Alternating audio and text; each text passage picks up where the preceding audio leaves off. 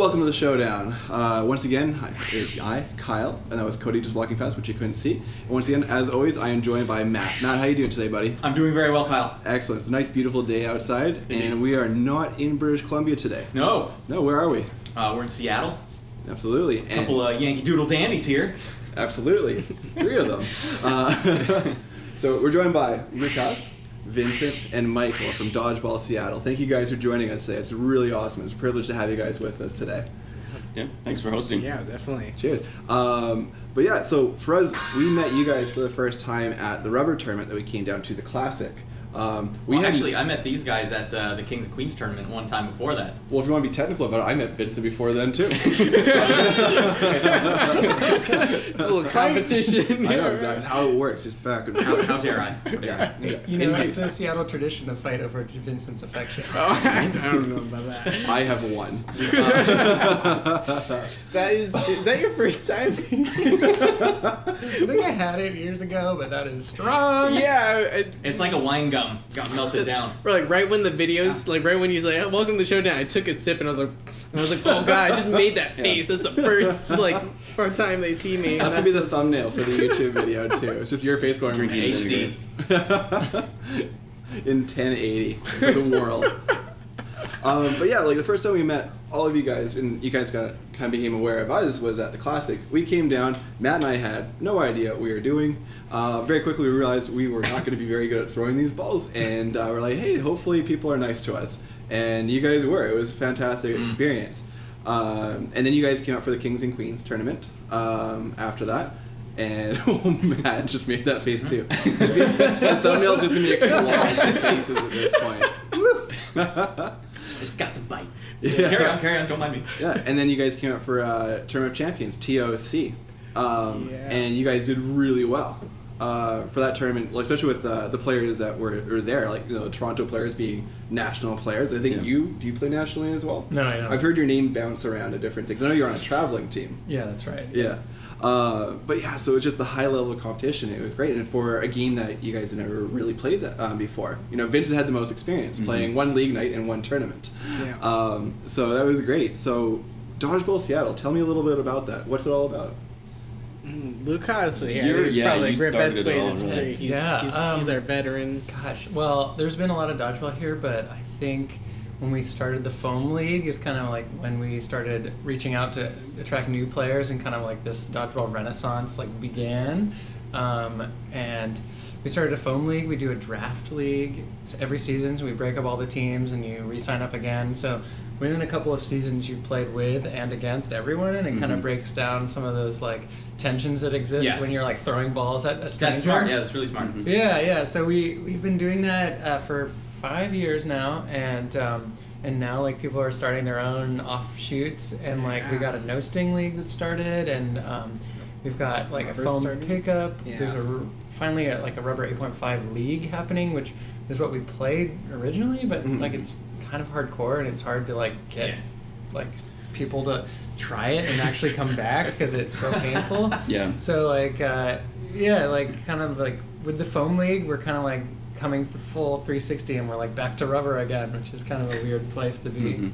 Yeah, and I think all the different ball types have really helped recruit players of different styles and been able to really grow dodgeball overall, because I actually quit dodgeball for a little while when I came to Seattle and started playing rubber, and the competition was so difficult, and I couldn't throw an 8.5 ball. It wasn't until I found out about the Foam League that I really got back into it, and now I'm fine playing rubber because it's just the more dodgeball, the better. Absolutely, because you're originally from Michigan, right? Correct. Yeah. Yep. And we played with 7-inch foam there, but it was very much like a casual rec league, and I didn't realize there were such well-established teams like Grand Rapids Dynasty, and that Elite has tournaments in Detroit, so there's some really big teams, and the Collegiate Dodgeball Association has a lot of Midwest focus, but I didn't know about any of that when I moved out here. So I didn't know you took a break after 8.5. Oh yeah. I was terrible at Cal Anderson. I'm like, I can't. Everybody's catching everything that I throw. I can't catch a pinch rubber ball. Yep. And but yeah, then when we had, I think it was the Badgers was the first foam team I played on. I think I'm on my 6th or 7th season now. So. Dang. Yeah. I also my first time at rubber. Well, actually, I started in this really casual college group in on the east side of Seattle, and they had like this really casual out in the park dodgeball, which was like great and terrible. The sun would warp these rubber balls like no shapes you've ever seen before. They're just like egg shaped and huge. Like they're normally these like 8.5, but they're like this big and egg shaped, and it was hilarious to throw and try to deal with it. But then I came down to Loyal Heights, where a little more competitive 8.5 pickup. And I just got crushed. And it was like, on top of like the pain, like it's like, man, I can't do anything as well. So I didn't want to come back until Lucas invited me to join a ragtag team for the Classic. And that was the thing that pulled me back in. I played, and it was so much fun. And I've been hooked since. Well, that's something I've been curious about. How did you guys all, you know each other before Dodgeball, or you all met at Dodgeball, or? Yeah, at Dodgeball. Okay. So you started in college playing, but then how did you know Lucas? I came to Loyal Heights that time. I was because it was only during the summer. It was the thing, the in the park thing. So like summer ended, and I was like still like itching to play some dodgeball. I was like, yeah, it's so fun. And then I looked it up. I came, visited Loyal Heights, got destroyed, and then Lucas came and like visited us up in our little park game next year, I think. And came in and destroyed everybody, and like everyone was so confused, like, what do we do against? I throw at him and he catches, he throws at me and I get hit. I don't know what to do. And he did it all with a smile too. Oh, right? Yeah, all with a smile. Made it so much worse. He made a behind the back catch just to add on top of it, like doing like no look throws, and just completely humiliated us. It was fantastic. I think they were thoroughly impressed. I have really good facial recognition, and I remembered Vincent had come to like pick up at Loyal Heights. So when we went out to Redmond, I was just like, wait, I've seen you before. Like, you've come to our game, and like I knew that he was there. And then we wanted to like reach out and meet all these other communities, and so that day we had this little tradition called like King of the Hat, I think. Yeah. And we would, at the end of the day, we would bring out a hat, and like it would start on Kyle, and if someone got Kyle out, it would go to them, and whoever ended up with the hat at the end of the day would like win the game. And so we would like present them with a t-shirt, and so we came out with the hat and some shirts, and we were like, we wanted to like make friends, and Vincent and Ben, one of the other organizers, are now like regulars, and Ben plays every Monday night at Loyal Heights, and Vincent plays everything. Yeah, and that's kind of how you wrote. Well, I guess you both kind of wrote me into it, because with the Foam League, and then you messaged me on Facebook and said, hey, Vincent's looking to put together a team for the secret tournament. Yeah. And same thing, like I totally wrecked, but like that was how Vincent and I connected, and then we played together on the Classic, a little over a year ago. So. Yep.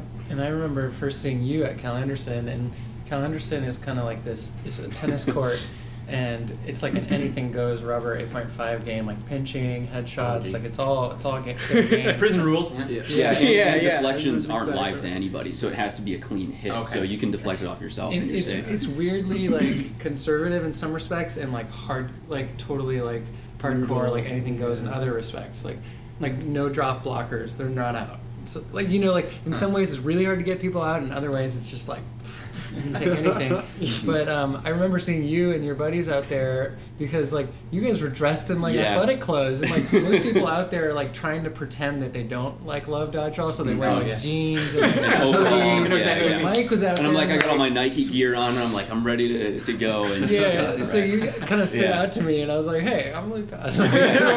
People are like smoking cigarettes and drinking and smoking weed, and I'm like, how are they still better at me? And I'm not even inebriated or anything, and they're crushing me. So little do you know, they've been playing like 2 nights a week for 5 years. Yeah. That's awesome. So is that the I forget the name of it, like the block parties I've seen? Yeah, that's where it will be, yeah. Okay, and you got another one coming up on the 22nd, right? Yeah, and that is definitely worth coming out to. There's like a barbecue on the court. Yeah. We like draw brackets and chalk like on the ground, and it's like a hat draft. It'll be a hat draft this year. Oh my God, that is strong. I looked at 16 servings. Oh, that's what I'm having. Like every time I had a few servings, I was like, I'm not gonna make a face, so it's just like. We are drinking vinegar. And it's strong. Are you sure this is not just regular vinegar and you just call it? Sorry guys, brought some vinegar here. It's full strength drinking Like, vinegar. asks So. for like dilution. No, I don't know. But yeah, like barbecue on the court, rubber 8.5. They do a hat draft. So when you register on site, you'll put your name in a hat based on like your self-assigned skill level. So if you're a total noob or you're a total junkie, like you'll put your name in a hat, and then the captains will take turns drawing names out of that first hat, and then so on and so on. So it's like a really fast way to do a draft, and also like a nice way to balance out the talent. Nice. And people always try to cheat by putting their names in lower hats to get on the better team. Yeah. I would do that just because I wanted to be drafted last. I'm adamant it will happen one day. I will be drafted last in something. It's an odd thing to aspire for. Yeah. Everyone has their own goals, and You gotta I don't start judge them sucking, for it. Kyle. It's the only way. I tried. You saw me in Flash this week. I was standing in the corner. I wanted to be left alone. I'm trying to play dodgeball here. You Yeah. guys draft in person, or is it? No, we actually, Matt and I were captains recently for the first summer league, and we were just at a table at the pub, and everyone else was kind of hanging out doing their thing, but we weren't doing it in front of people. But for the Calgary tournament coming up, which Bill's coming to, it'll be a live stream draft. It'll probably be like They're gonna 6 live stream hours it. because There's a lot of teams. there's 18 teams, so that means there's 36 captains. So I'm pretty sure I'm going to fall asleep before the end Is of it it. a snake draft? Or? It will be Snake, yeah. When's this tournament? It's the Calgary tournament. It's called the Unicorn Tournament. It's happening over Labor Day weekend. It was initially last year. It was the first time that it happened. It wasn't called. It was called something else. 'Cause it was just SDL and Boss getting together to get ready for TOC. Yeah. Because we were both two of the newer leagues. Yeah. And in that area, playing that style of dodgeball. And then this year, it was going to be teams again. And then someone brought forward the idea of a draft, and it was kind of floated through both leagues. It was a positive response to it. So now it's a draft. So people from Boss, That's so cool. I think it's RDL players. I think just CDL all the players. same like TOC. A lot of different Yeah. leagues are coming out to it, and then Yeah, Bill's coming. and then as Bill. well. Yeah. Because Bill had mentioned that I'm really interested in going to that, and as soon as there was spots, I messaged him directly. I'm like, sign up now, and he did it. And I think he tagged you in something, but that spot was gone before he even had a chance. Dang. Yeah, it's been it's gonna be great. It's a little bit off topic. We're actually gonna use that for our next podcast, but it was a great weekend last year, and I'm excited for it this Well, year. to tie it into this, that's what I love about you guys. Like, especially you guys coming out to that King and Queens tournament. That was the first time I'd seen. Like, wait, a Seattle team's here? Like, really? Like, they crossed the border to play this? Like, that's crazy. And that it broke my brain so much that like the first tournament you guys had after that, the rubber one, like I came down for it, and it's cascaded after that. And I see a lot of other people in our leagues like you said, they're probably sick of hearing it. Like the people in our league are sick of hearing about the Vancouver people now. It's like, yeah, but like it's infectious because then the next tournament comes and they're like, maybe I'll come check that out too. Yeah, you guys really started. You started something. with that. It was definitely Vincent. I feel like you were one of the first people to play with No Sting when you went down to California and came back and told us about it. And you brought like Elite rule set back after you played with Elite down. Was that in New Orleans the first time you played? Yeah. Yeah. And so I think it's just as a group, everyone in Seattle Dodgeball, I think because of Deneau, we were just like, well, we're just going to play in any tournament that's available. Like Roy and I played in these charity tournaments that were really poorly organized, but it was just more dodgeball. I think we played 7 out of 8 weekends between through February and March. We had one really busy 2 months. Yeah. It was just every weekend was a tournament. Like it was like luckily it was alternating between home and away. So it was like there's one local, and then we go to Portland, and there's one local, and then we go to That's Vancouver. really cool that you guys have that option to like go to Portland or go to other towns. Right. Like we have Vancouver and SDL kind of, but like there's no real like tournaments where like it doesn't seem like it's separated like that. Like there's no. It still feels like a lot of the SDL players have played VDL like leagues, so like we're all like very familiar with the league. But I like that you guys have all these tournaments that are like interleague tournaments. Yeah. Kind of setting up some rivalries, which I think is really fun. I think it adds some spice. Yeah, before the Foam League, we didn't have like really an established league, and so like it was more just tons of tournaments all year round. And like Portland people started like hearing about it and coming up, and they had such an established league that they would have just an end of season tournament, which would kind of like scratch that itch for them. And so there were never any league tournaments that we could participate with them, only until very recently. So now we're kind of like enjoying kind of like that back and forth. Yeah. Like, Do you notice there's a different what's the word, like flavor to the game? Do they play a little differently than you guys? Totally. Yeah, that's so badass. That's what I like. Even when you guys come up and like watching you guys play at the TOC, like no one in Vancouver is ready for this kind of dodgeball. The way you guys play is seen as a much more aggressive play style up here, which is funny because you guys play like the rules that you have here is slower compared to our game, but you guys play our game more aggressive, which is like that's so interesting. It's like I think we like overcompensated. We're like, we only got 10 seconds. We should just jump into the TOC chat. Yeah. If you want. Well, I remember when we played you guys, Dano at TOC, Roy, who was playing 1, or what we call 1 right corner. Yeah. He was throwing at like 5, and he was throwing at me and Decker, and Decker and I were like, okay. And we would get that ball and it'd be possession, and then we would just, work together to get across. And Bill actually made some good catches in that one. But yeah, like it was definitely a faster pace, and it was, for us coming from STL, we're good with that. We like that faster pace. So we were right there. But yeah, no, like definitely when we came down here, like in relation to people being afraid of the 8.5 and the injuries, we definitely had some bruises afterwards. Yeah, definitely. Yeah, do you guys normally have a ton of bruises after you play rubber? I don't, but I do. I do. Most people I have do. broken. Lucas, he doesn't get hurt. He doesn't get yeah. Well, he's Yeah, I mean, like after the Classic, it was kind of rough on my hands just from blocking so many balls, and then if I don't get a ball, like if I don't position myself for a clean catch and it just glances off me, like you hit me last year at the block party, and I had a really significant bruise, and that was the last time I was going to wear a tank top to play. No skin. That was awful. So, but otherwise, I mean, it's definitely, I don't know, but just catching an 8.5 just feels so good. It's a good kind of pain when you get to hold on to it. For sure. Except when Lucas throws, it still hurts. Yeah, you can really whale those rubber. I'm surprised you can get them going that fast. Like my brain can't wrap it. I don't understand how you're holding it to throw it that hard.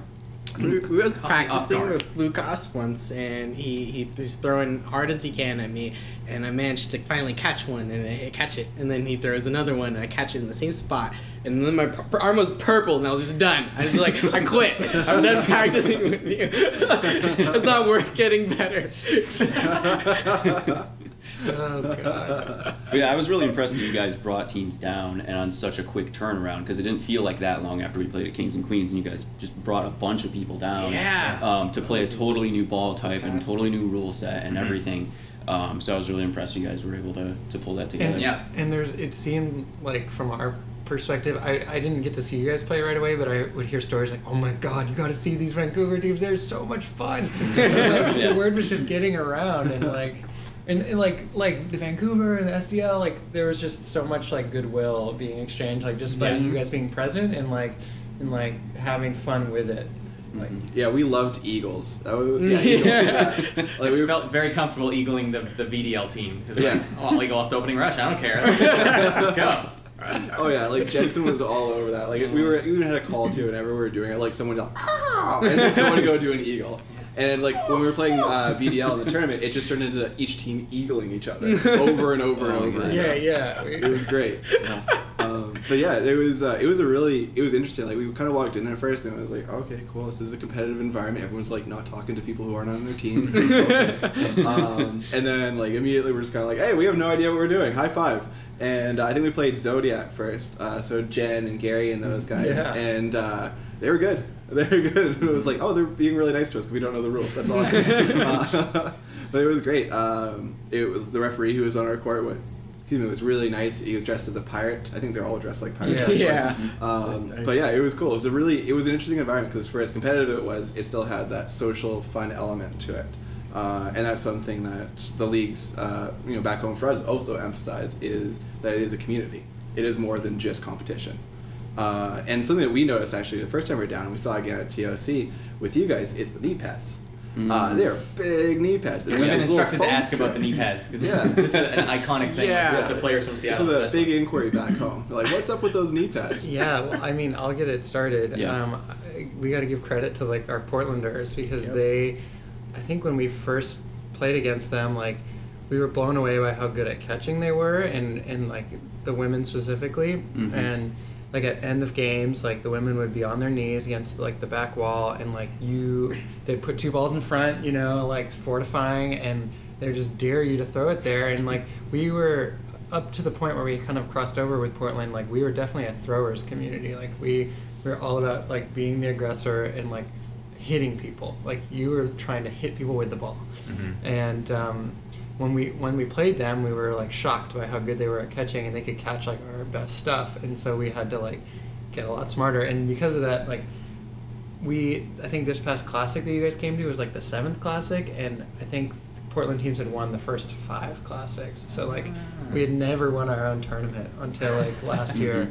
And I didn't know. That's like so much more drama than like I realized. That's cool. Yeah. And so like these gals had like huge knee pads. They were drop catching, and then players like Ricky came up to Seattle, and he's like a master catcher. Like he's incredible to watch, and he's got the skateboarding knee pads, and we're like, there must be something to this. And so like I was having trouble with my knee pads. I'd been wearing volleyball knee pads for a long time, but I was getting like tendonitis issues just because like kneecap restriction. And so I was like, I need to try something else. And so finally I just bought a pair, and I've never gone back. They're wonderful. And like I don't find that I get hit very much on them, because like, you know, like if it's gonna get there, I'm already like my catching like form is like kind of over my knees, so I'm not too worried about the extra size. But I love them. I don't know. What do you guys think? I mean, they're pretty new to me. I just got them. Mine are definitely the bulkiest I think I've seen. You're like 25% knee pad. Yeah, so I didn't realize what it looked like until like I watched a video of myself recently wearing the knee pads, and I was like, holy crap, that's like all of me. Like, that's my lower half of my body. They are excessive, but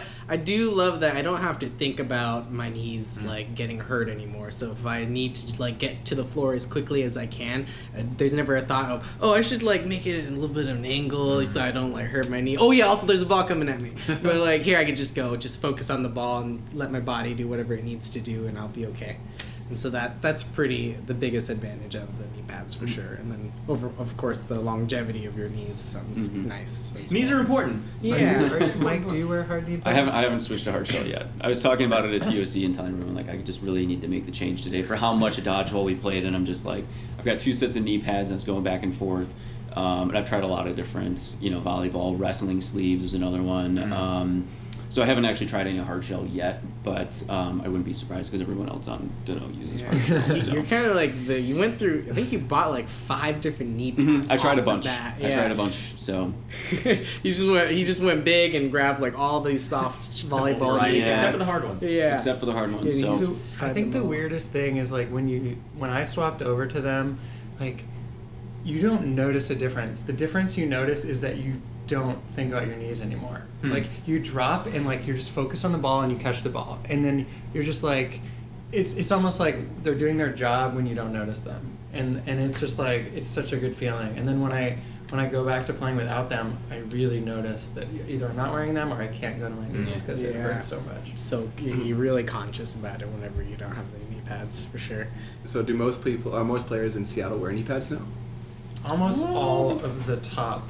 Yeah, I think that, and for me, I think that was players one of the transitions that I made was like I need to change my style a little bit, and because if I'm not going to be getting people out with my throw, I need to be a better catcher and work on doing drop catches and everything else, and just from a mobility standpoint too. I don't know. I had to kind of mentally change. Like I need to learn to play closer to the ground, and having knee pads just kind of takes away some of that anxiousness. And we have people who don't play with knee pads at all, are amazing catchers like Tom.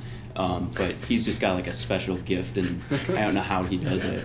But so hopefully you guys get to see footage of him, or if you remember from the classic on Lucas's team. But he doesn't wear knee pads, and he's one of the best catchers in the area. I think there's like a rite of passage, like when you buy your first pair of knee pads for dodgeball. And like it's a cool thing to see when there's like new players who are really good, and like you connect with them, they connect with you, and like they're having fun, and then one day they show up with knee pads, and you're just like, You're there. It's so exciting. You're just like, I know how you feel. Like this is exciting. So that's where you guys get them at a skate shop? Like, I always thought you guys just went to like Home Depot or something and got like that was always the comment. Carpenter's It was knee just pads like or something. It was like, where are these from? Like Home Depot or some like hardware store? Yeah. Because they're bulky for sure. I think mostly Amazon, but this is skating knee pads from Amazon. But yeah. I got mine used from some guy around the corner on Craigslist, but I was looking for used knee pads. That's skateboarding. a odd market. Nice. We have a friend who wears elbow pads on his knees because he got them at Goodwill. Yeah, it's pretty funny looking. If it works out, we had a few people actually back home wear elbow pads. at different times, like For- on their elbows. Oh, on their elbows. On their actual Not their elbows. knees. It's like, is this a thing now? It's like, You know, it's funny. Being up at the TOC and kind of like seeing about the different format and different like kind of just the different style of play.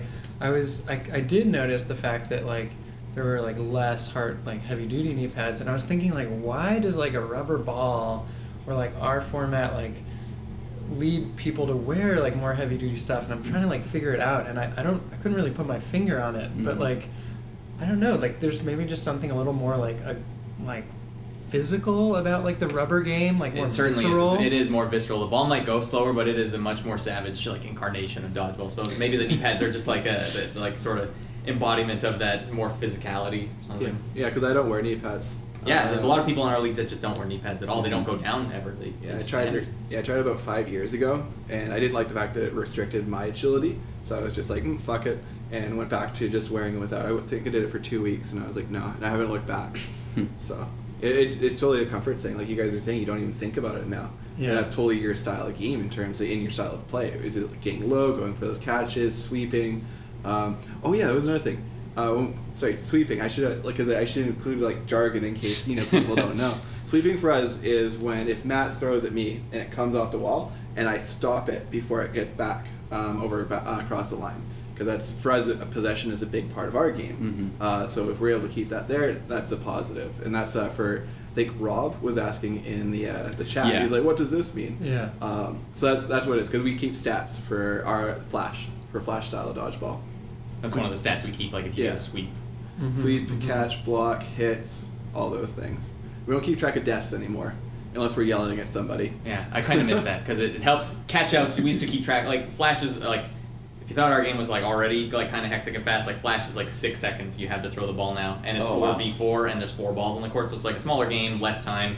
Wow. But they can keep stats that way because there's less people on the court. Yeah. So one of the stats last year, they kept like, if you hit someone out, if you make a catch, if you make a block, if you get a sweep. But they also used to keep if you get hit out and if you throw a catch. And I thought that throwing the catch was really important because you see a lot of guys that get a lot of hits, sometimes get a lot of like catch outs as well. So it's like, I kind of don't want to have as many hits if that means I'm getting more or more catches against me. We did something recently in the past year at our pickup game on Monday nights where we started keeping track of catches made. I saw that. You guys posted some pictures of that. And it was super cool because it totally changed the gameplay on the court. Like people were playing differently because catches were being prioritized more than usual. Like in competitive settings, like everyone knows catches are gold. But like at pickup, people are like, fuck it. Like, I'm messing around, I'm practicing my throw, I'm trying to do things. But like once we started keeping track of catches, like people were like afraid to like throw catches because they wanted to be in the game and they were also going for catches, so it became way more defensive. But then like 2 weeks later, we're like, let's keep track of catches and catches thrown so we can get that ratio. And like some of the people who were like top catches made people also are like top catches thrown, so it forced like adding that element definitely is more realistic like picture of like a player's impact. It's like my dream is to have like all the stats in sort of a EA Sports kind of game. Like I want all the like ratings and stuff. Catches thrown, or throws catches 99. He throws all catches, or like throw speed, jumping, catching, blocking, all that stuff. Yeah. Well, Boss has that matrix where they track that is legendary. players like how they play through a season. So if like this season they get 20 wins or whatever, they're at 20. They got 100 the next season. All this. Did they win a title that season? Yes. Which teams they played on, all those kind of things. Because they just briefly showed us. They did a live stream when they were doing the draft order, and they kind of give a little bit of a glimpse of like what they have behind the scenes, and they track all those things. And like not catches and all that per game, but just like general big picture kind of stats, so you have an idea of what a player's like, and also in relation to who they play with. So, interesting. Yeah, it was pretty cool. But we talked a little bit about TOC, so let's circle around back to that. What did you guys think of TOC? Like, what were your impressions of the General whole event? And I thought it was great. Yeah. I wonder if my perception would have been a little bit different had we performed like we did in the Kings and Queens tournament where we won 2 games the whole day. But overall it was just great. Like I loved the whole setup of having the pickup night Friday night to get more familiar with the rules and meet people. And yeah, it was just, I don't know, it was an awesome format. Yeah, the practice right before was really nice to get way to get on that tiny court too. That like the league night court, super small, and then you go to the big one. Like, oh, it feels so comfortable now. All this room. Yeah, it was definitely a really great time. That's definitely like the biggest tournament I've been to by like a lot, and so it was crazy too that every team there, like from my perspective, every team there was a tier 1, like gunning for a tier 1 team, and that big in the main gym. And whenever we do the leagues in the VDL, just one of those courts would be tier 1, and then the next court would be tier 2 and tier 3 and tier 4. So there's usually 8 teams is just tier 1 by the time they fiddle it down. So that was a whole gym full of people gunning for tier 1. So that was 4 times bigger than any tournament that like I'm used to seeing in Vancouver even. So that was a big tournament. Yeah, and it was twice as big as last year's TOC. Twice. So it was 32 That's teams in the huge. competitive event, and then there was further 16 teams in the open division. Did they have a tournament in the open division, or was it just okay? They did, right? Yeah, there was like a back gym that they were doing that separate tournament. It was because you don't want to do it in an exclusive fashion where teams or players that aren't as strong don't have an opportunity to still be a part of an event. Yeah. So that's open over Glad there. they had that. Yeah, and agreed. there's talk that if it does expand, like the competitive division gets larger, which would be 48 teams next year or in future years, that the open division would move to a different gym. Another big gym, yeah. There's a few of them kicking around because Churchill like Vancouver has Technical 4 gyms, so you can run a lot of teams in there. So yeah, no, it was crazy. But yeah, you guys did great. Every time I watched you guys on the court, like you were handling it like champs, like veterans of our sport, and you guys were like manhandling a lot of the local teams. Every time I watch you guys play, like this is really cool to see. Did you guys get a good vibe while you were playing there? Like people watching, did you feel like people were against you, or like were they cheering for you, or was there any of that? Because there's going to be some of that, but like it definitely felt very supportive. Like it felt like most people were rooting for us, which was really cool since we're like an outside team. Not always the case like here, especially like when Portland team visits. Sometimes we're like, no, Seattle needs to win, but that's mostly because they win too much. Yeah, but it felt kind of like, I don't know, it felt like we were kind of like celebrities, and I don't know if that was just from coming up from, the Kings and Queens and being part of a charity tournament, and you were up here, up there earlier, but it felt very communal. Yeah. I mean, it was like, oh yeah, you guys from Seattle, and then also just for the 3 teams that we were out there, it was super nice to. I don't think I hadn't had any experience within dodgeball where we all kind of banded together and had Seattle chants, and we're really rooting for each other against these other teams, which was awesome. Yeah. And also, I think like everyone thought we only played 8.5 because it's like everyone I met, they're like, "You guys play rubber?" And I was like, "We also have foam." But if you want to, we have foam too. We have foam too. But that also meant they thought we were gonna be at a bigger disadvantage, and so I think that's why they were also rooting for us. They're like, "Oh, they don't play our game." I was like, "Well, I mean, like, okay, yeah, we don't play your game." Yeah, no, not first time. First time. I've never. What is this thing? Why is this so? Yeah. Well, it was actually on that Friday. I didn't know until that Friday night that you use the same type of foam balls that we use. And Bill's like, "Yeah, we've thrown these before." I'm like, "Oh." And I was there when Bill said that. Yeah. I was almost like, "Bill, don't tell him our secret." Yeah. Bill,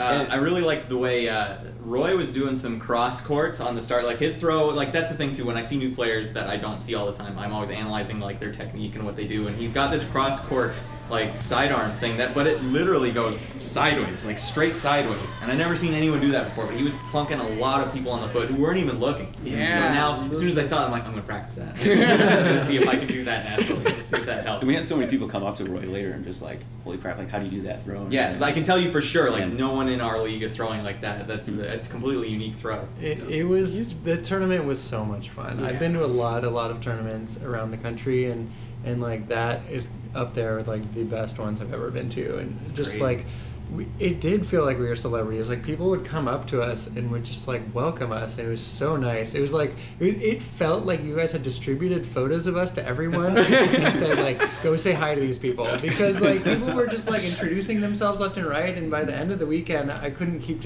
everyone straight. There were so many new faces and friends, and like it was definitely one of the best like dodgeball like community events I've been to, and it was so fun to like absorb the game on the first day and just like really take it all in, and then like kind of every step of the way kind of like thinking about it and like finding like where is our path? Like, what is our strategy going to be? Because, like, you know, it's like learning a language and then, like, trying to write poetry. And, like, that's a great way to put it. You know, and I think, like, so, like, having that Saturday experience and just, like, taking it all in, and then, like, Sunday saying, like, all right, this is where we're going to just go for this, and if this doesn't work, fuck it, but, like, we're going to try this. And, like, our team strategy, I'll just kind of, like, unveil it, but, like, we didn't have much options, but our strategy was, like, hey, if your target is open, take the throw immediately. I love and that. So we were just, like, solo throw heavy, just, like, going hardcore, and, like, for us, also, our other big thing was, like, take as much territory as possible on the rush and be the last team to throw. So, like, those were, like, our two things. It's, like, force them to throw at 2, throw at 1, but, like, force your person to throw, and we also, like, matched up straight ahead. And, like, if your matchup ever looked away at one of your teammates, your job was to aggress and, like, force them to pay attention to you, because we all had agreed we're not going to pay attention to the cross court, so if they cross court us, we're fucked. But we said, like, all right, like, demand their attention. If they cross court, kill them, and then just open it up. And it was awesome. We definitely, like, we only had one trick, and if anybody, like, figured it out, we were fucked. And eventually we were, but even the fact that you guys pretty had far. that was way more strategy than any team there from the local area. No one thinks that much about it, and I think the way that your guys' game plays, you need to have that strategy, because there's a lot of time where there's multiple people on defense that have a ball, and you have a ball, and it's like, well, who's going to throw? Like, you have to think about it, because you don't all want to throw, because then you'll get crossed, or, like, you'll get countered. So just the fact that you guys are used to thinking about what to do, the fact that you had, like, anything, that you talked about anything, that's, and especially the strategy you picked, the more aggressive strategy, the, like, throwing, that was exactly what you guys needed to do. Every time I watched you guys play, you were beating out big teams. Like, you guys bumped recess out of the tournament, which is, like, unreal. It was an amazing series, too, with 2 showdowns, and it was just, that was nuts. Yeah, you guys beat recess. You guys were in the top 8 in the front door. So that's a fantastic showing for Seattle in a new style of dodgeball. Like, that was great. And I was there watching you guys against recess. And the thing that stood out to me, kind of actually as you're referring to there, you guys outweighted recess, a team known for their patience. And you were doing it consistently at every different moment in the game. And that was really cool. I was sitting there going, like, oh, they've shook recess. Recess is shook right now. Felt shook. Shook's a good way to put it. And it was incredible. Like, you guys beating them. You know, there's a lot of upsets throughout the day, but that was probably one of the biggest ones. Because recess lost to a boss team initially, and then they lost to you guys. And that would have been unheard of. Like, in the podcast we did before that, like, a lot of people were like, recess is in the running for I picked recess to win. To win it. Well, there you go. So that was huge. It was massive. Yeah, by the end of that match, we could feel, like, the people around the court were like, oh shit, this is big. And I think I was in, like, on the final match, and I, like, looked over at my team, and I'm like, shit, this is game 5. Like, I'm like, I owe it to them, like, no mercy here.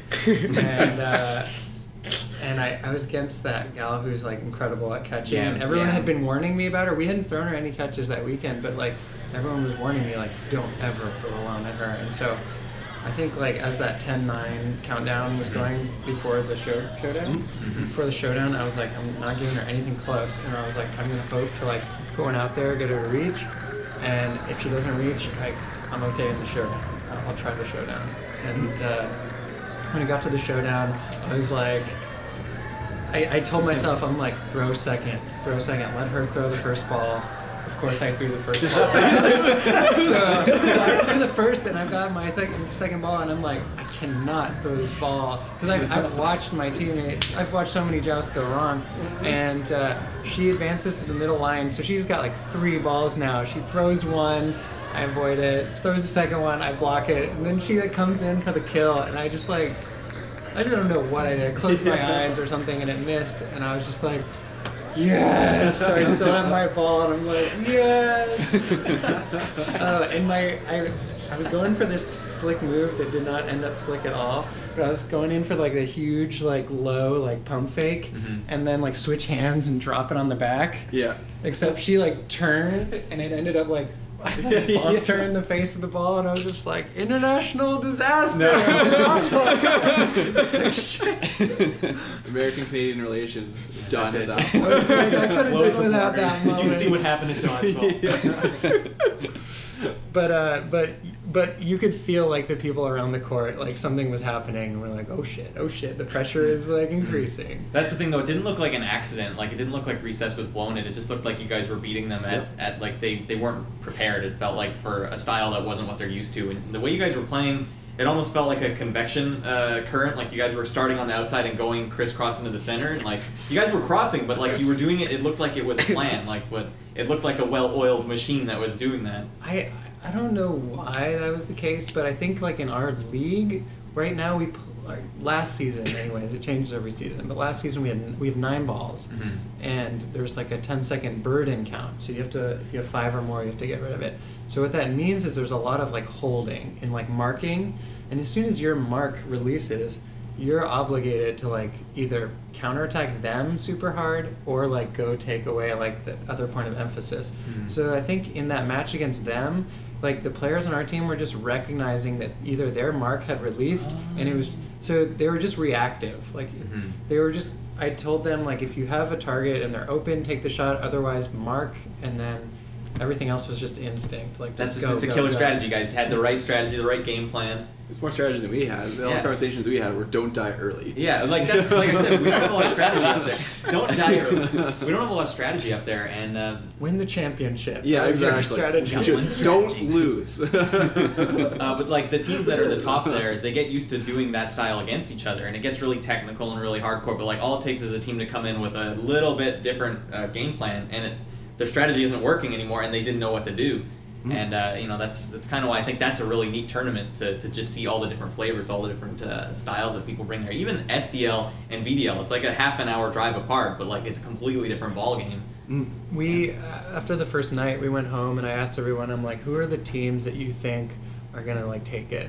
And I was asking people, and like, we're gonna see those matchups tomorrow. We're gonna see Recess play Banana. We're gonna see Banana play Chimera Project. We're gonna see the Care Bears play, like we like there were these teams in our mind, and then like we did get to see them play like in the the top 8. We all went to the winners court, and it was cool seeing like showdowns between teams like VDL, kind of legendary teams that had played against each other so much, because from like an audience perspective, there was things going on the court that like Michael knew my game, and he knew that I was gonna look to do this, and he was gonna do that, and like there were people making catches that like were unthinkable, and it seemed like they were only possible because they knew like the kind of thing that was coming at them already before it happened, and it was like this beautiful kind of like tango of like players who'd played against each other for years, and it was awesome to watch. Yeah, they really delivered a good, like the final 8, like the quarterfinals on, when they all moved down to that one court, like wow, like I was happy that dodgeball was happening that well,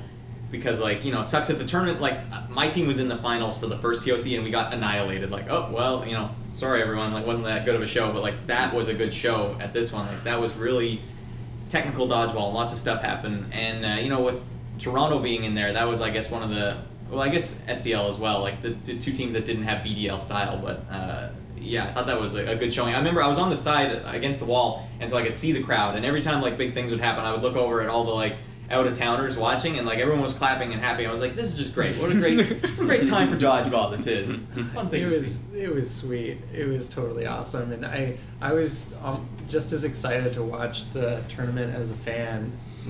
As much as I was to be a participant, I was like, you know what, it's a win-win. Like, anytime we get knocked out, we get to just sit back and enjoy the rest of this.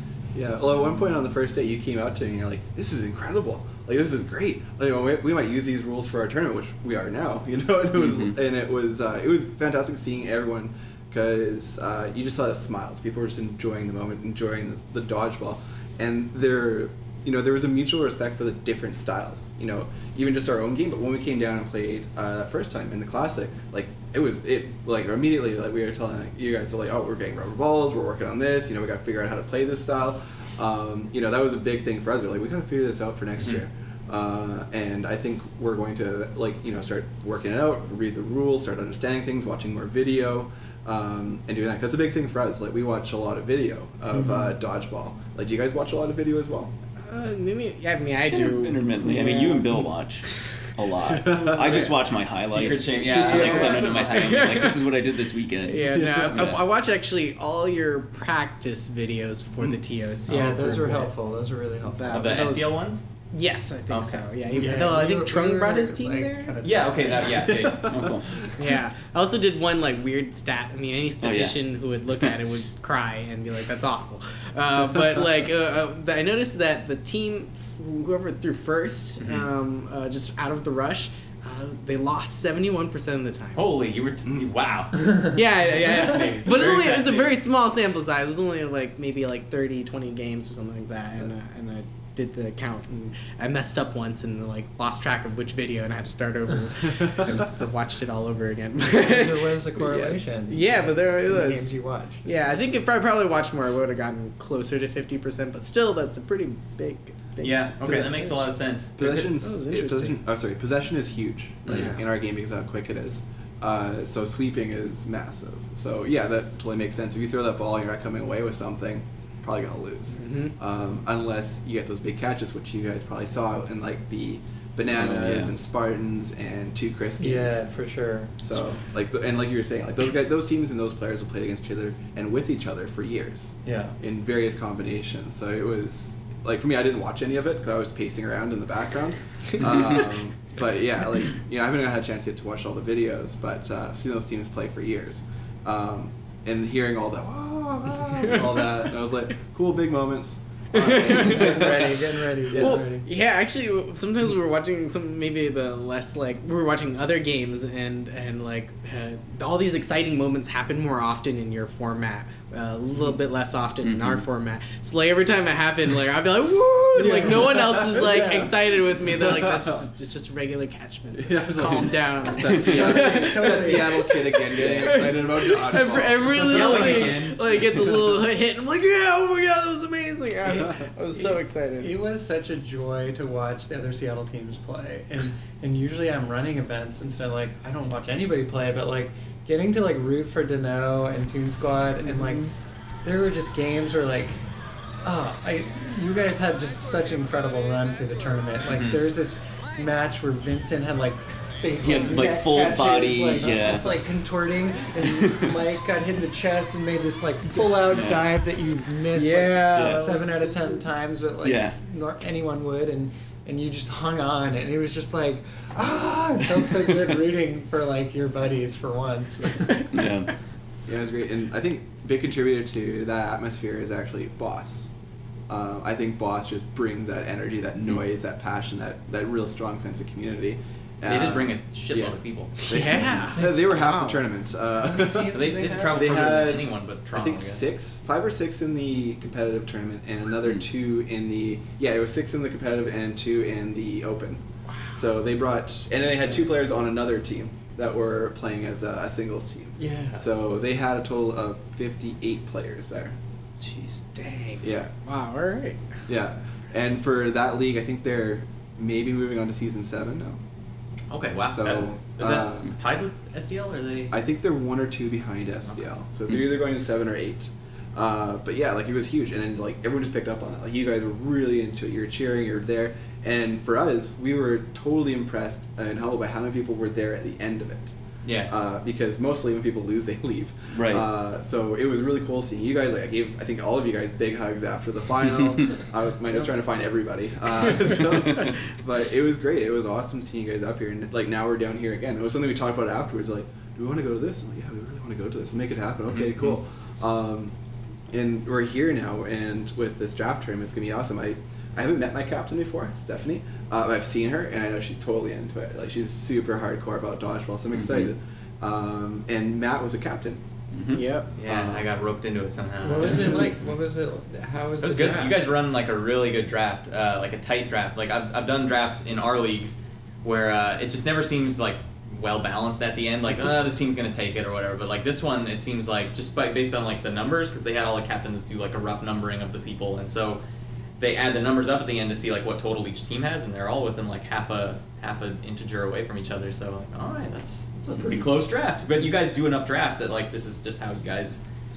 We've been testing so many different draft things. This ranking system's pretty new. Well, the ranking it made sense too because the you rate all the captains as well, like everyone in the whole tournament. So then the captain that gets rated the most gets to pick last. It's like, oh, okay, that actually makes a lot of sense if you're going to balance it out. That means that you don't have to be like, what we always do is like, all right, just get the best players to be captains, or get the best girls to be captains, or like, it's always like, okay, we need to make sure there's at least like one captain-like player. But it's like, this gives other people a chance to like take that role. And the fun thing with drafts is that like lower players or new players play with veterans, and like it bumps up their game quicker, and so like they don't have to, like, if you start with a friend team, it takes you forever to like get better because like we're all just friends playing, we're getting slaughtered every week that we come out to the league.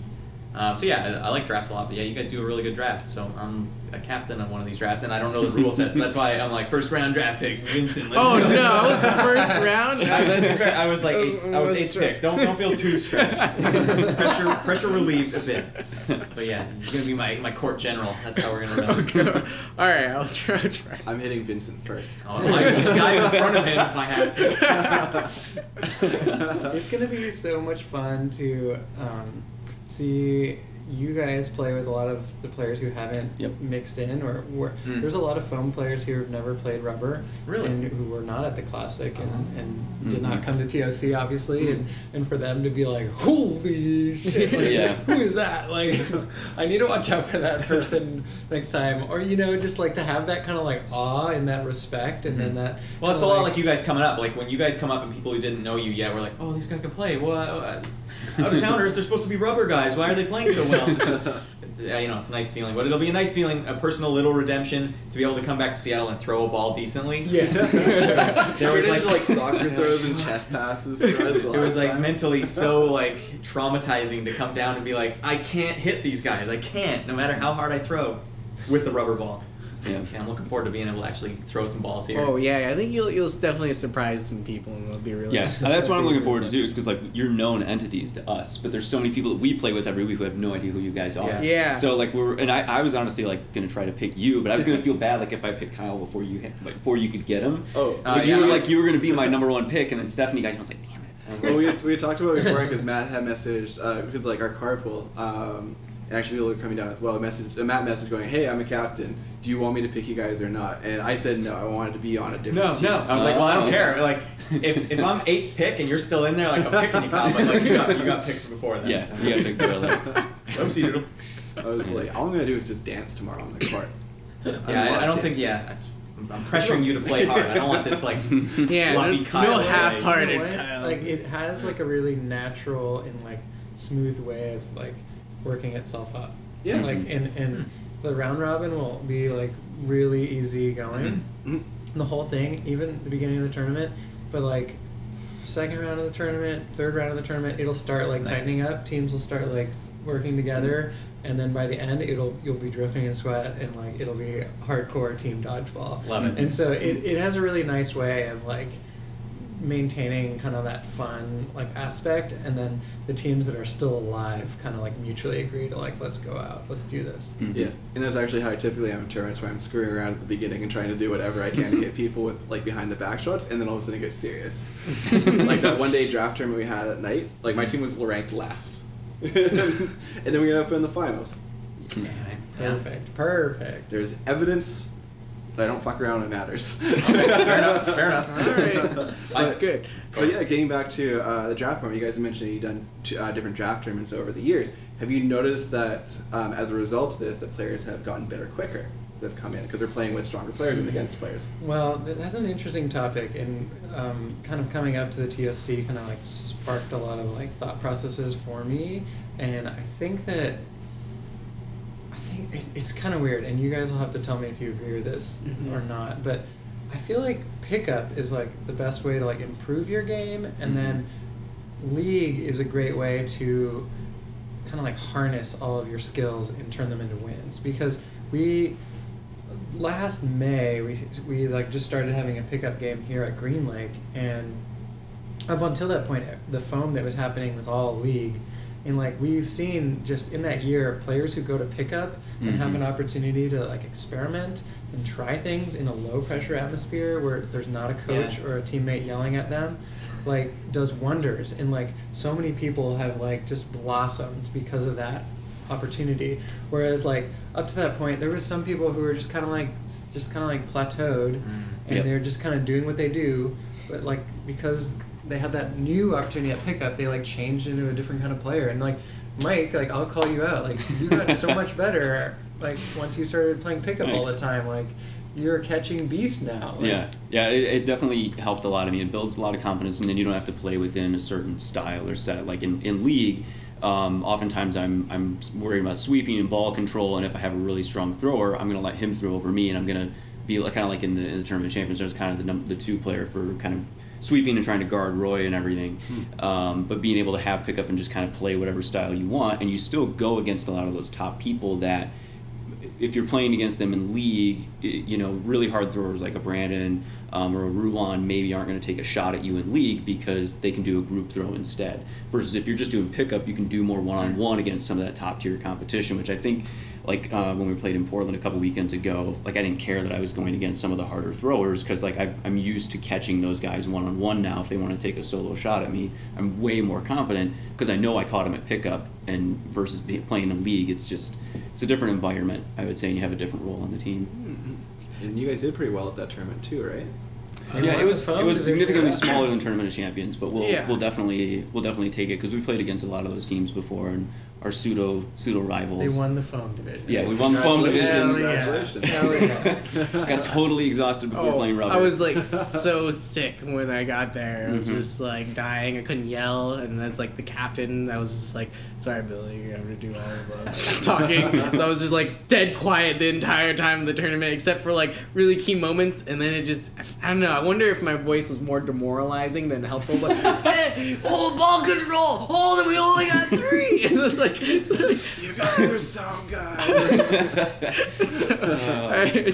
I just focused on my game for the most part, just doing my part for the team, and let Bill take over for most of that day. But yeah, I was miserable. We started with the foam, thankfully, and so we did well there. And when it came to rubber, I was just like, I was just a puddle on the floor. I literally sat on the court for like the first minute of the game. Like people rushed, and I'm just like, give me a moment. Like when the news came out on Facebook that you guys had won, it was just like celebration. It was so awesome. Oh yeah, we were definitely super excited. Well, it's nice too because we had to take out Toon Squad to do it, and we didn't get to play them in the Tournament of Champions. You know, we were comparing all of our records.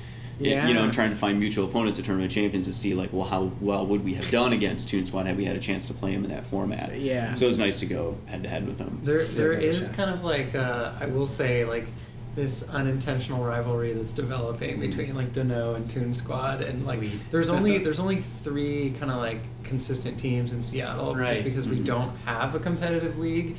We only form teams for tournaments, and Dano is kind of the newest of the teams, and like, but they're like technically we're the oldest, but older of the Toon Squad. Like age Vincent disagrees. Yeah, sure, no, but it was like I feel like you guys the formed later. Well, the roster we have now is definitely newer than we had a Toon huge Squad. overhaul. Yeah, but we started the secret tournament was done already. That very first tournament with it was us and Michael and Cheyenne, and then we had Joe John and Mark on there before Tyler? They were more realized. Okay, Mark was there too. Oh really? Yeah. Yeah, you're right. Yeah. But it's interesting because like Dano is comprised of a lot of guys who are like play foam more often than any other, and then are also you guys like geek out. You guys are like hardcore dodgeball fans, and like Toon Squad is like uber talented, like super rubber players. A lot of them come from Cal Anderson. People who've been playing rubber and are some of like the scariest rubber players out there. And it's interesting because you guys have such different styles and different like techniques that like it's cool to see like what works in one tournament and what works in another one, and I feel like the rivalry is real now. It's definitely a weird fight, very different styles too. I think from raw talent, Toon Squad probably has more. Yeah. But I think they get a little excited sometimes when they play, and they kind of throw all the teamwork out the window briefly sometimes and get themselves in some trouble. So yeah.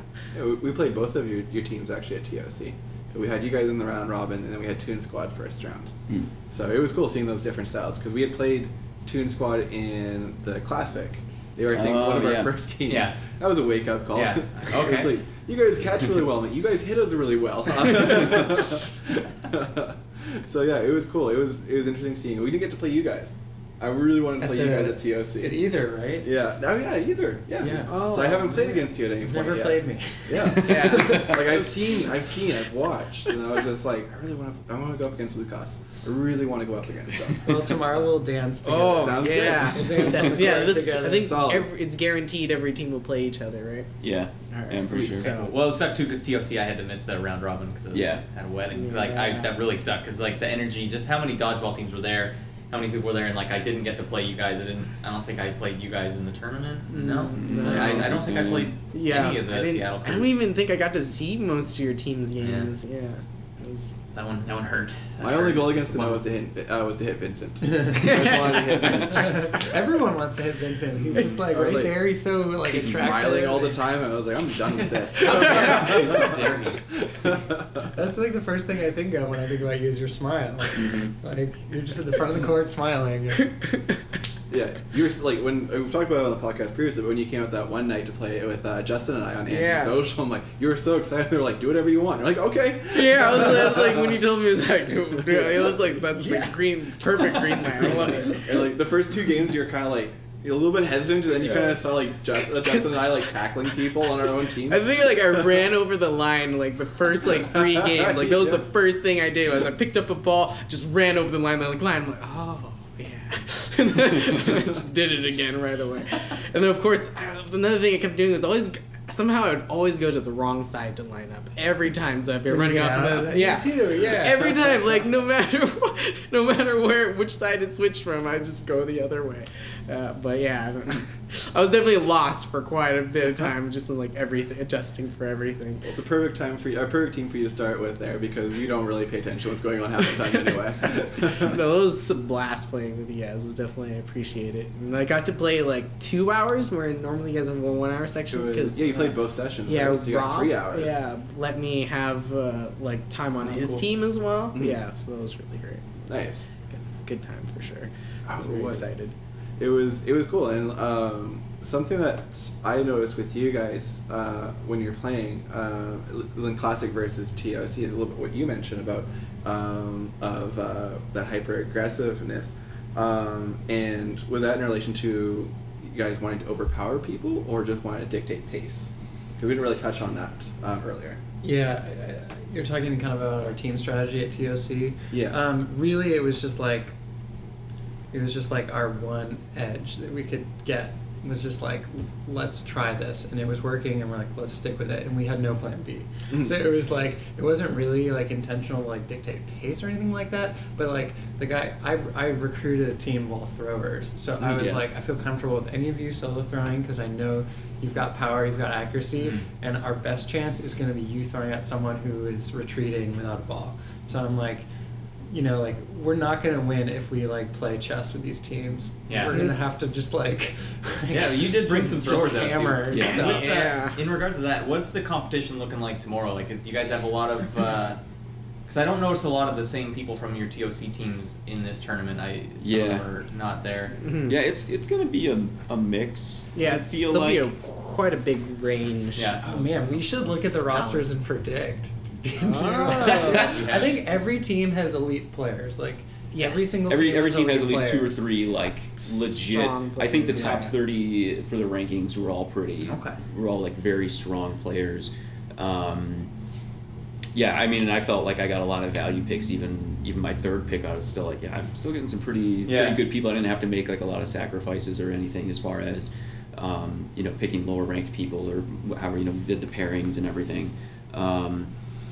Yeah, we'll see. I don't know. I mean, there's not like one roster I think that stands out like heads and I'm far and excited for above. Darcy's team because I think they have the most like new faces that Seattle won't recognize. Oh, okay. And so a lot of VDL I think, players on there too. yeah, which is what that's the team I'm kind of secretly rooting for a little bit, just because like I'm just ready for some like from some of our cockier Seattle players to like Floyd. Yeah, Floyd. Wait, how did you find out? Let's see his comment on Darcy's team. Darcy, is they whole team, no Darcy, no team? Yeah, I was like, whoa, oh, I'm so excited. And his comment, what was the comment on my team? Floyd, you're out there. It was, this team is not cute, ... And Stephanie says, how so? And he never responded. Yeah. Floyd wrote that. Yep. I think that's, wait, Stephanie's team. And then he said ours was like that's fun, and Fun team, and that's about it. I was like, oh, is that? I was like, whoa. Yeah, because What's going on? we got It's JK odd. on that team as well. Oh, yeah? So it's me and JK. What did you guys gather from Pablo's comments? What do you think about Pablo? You haven't met Pablo. No, yeah, I didn't know who he was. And like, Yeah. I don't know what this. I don't know. What Let me this just tell you, he is a treat. Fierce. He is like, Yeah.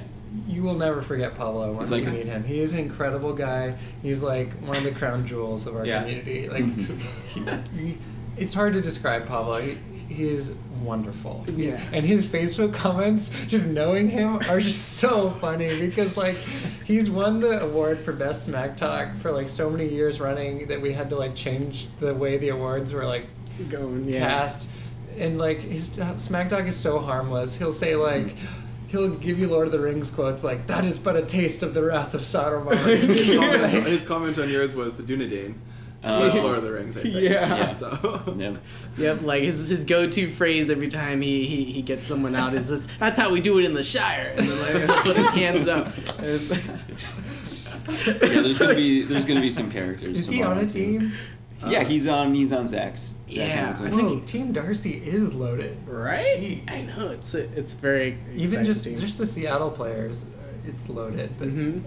like Darcy, Brandon, Marvin, Yep. that's loaded. And then I don't even know any of the VDL or. Makiko played on one of the competitive VDL teams. Yeah. Jen is a very good catcher. Nanami is a terrific player, very good sweeper. Fina's also she'll catch you off guard with her catches, and she's also she has very good timing with her throws.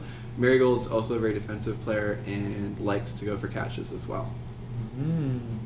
I'm looking at Team Matt right now. Mm-hmm. I'm digging it. You got some Yeah. awesome team chemistry. Forward. Like Paige and Aldo Mhm. are like dodgeball junkies from Portland. Yeah, once they said, because I was messaging Keenan, and I'm like, I don't know what to do. I don't know any of the players anymore. Like, who's this? Who's that? He's like, well, they're from Portland. I'm like, all right, sign them up. Let's, get this double like, shot of Portland it players. says a lot about you if you're willing to drive up here for the Foamy. You know, like, Yeah. Yeah. it means you. Well, love I mean, we had dodgeball. how many Portland people did we have last Foamy? Was it just Darcy and Katie?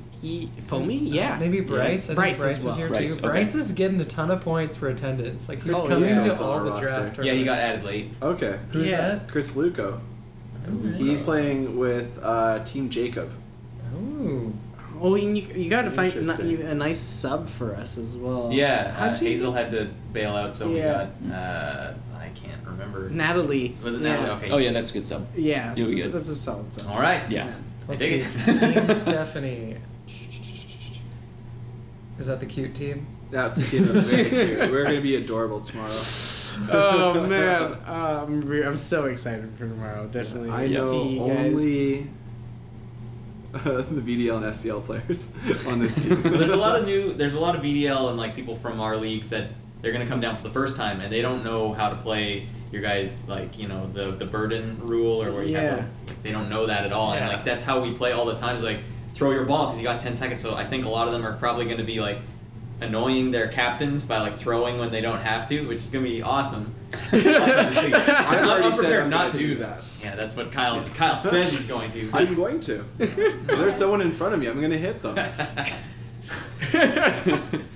And Well, I'm sure your captain will be fine with that. At least What are with- you doing? with the They're phone- out. with a foam ball, yeah, he's much better at it with a foam ball. It was funny with the rubber balls. We can't do it, but we're all still trying to do like a last minute counter attack. Like, I hit someone in the foot on one of those at the Classic, like just some like stupid floater thing, and he was like, "What the fuck?" And I was like, "Oh, that's not gonna happen again." we got real lucky. No speed. Yeah. But yeah, I'm really looking forward to tomorrow, just with having such diverse teams that everyone's coming from a different area and different play style. Yeah, a lot of teams have 3 different leagues on one team. Yeah, I mean, Portland's mostly 8.5 rubber, and so to see some of those players come up and play foam is going to be extremely entertaining. Yeah. And then we in Seattle we just play with kind of everything, I guess.